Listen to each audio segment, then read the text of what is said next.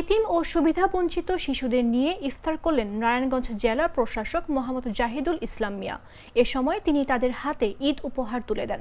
সোমবার সন্ধ্যায় ফতুল্লা মুসলিমনগর বায়তুল আমান সরকারি শিশু পরিবারের সদস্যদের নিয়ে ইফতার মাহফিল ও ঈদ উপহার বিতরণ অনুষ্ঠানের আয়োজন করা হয়।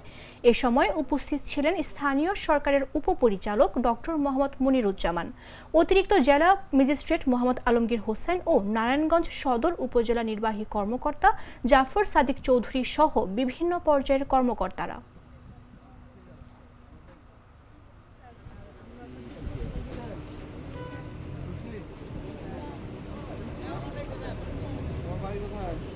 ইফতার করতে চেয়েছিলাম এবং তাদের মধ্যে কিছু ঈদ সামগ্রী বিতরণ করতে চেয়েছিলাম, কিন্তু এত সুন্দর আয়োজন হবে এটা আমার ধারণা ছিল না।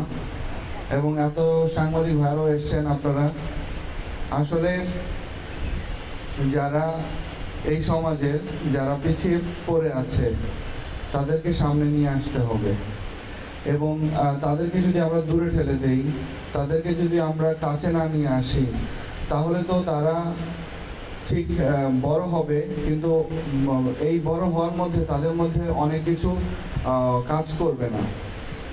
সুতরাং তাদেরকে আমাদের সাথে নিয়েই একসাথে চলতে হবে। যারা আজকে এখানে এতিম হিসাবে আছে তারা আসলে এতিম নয়, প্রশাসন আমরা সবাই তাদের পাশে আছি। আমার একটা স্মার্ট সিদ্ধান্তে 25% গ্যাসের খরচ কমেছে। ভাবছেন কিভাবে?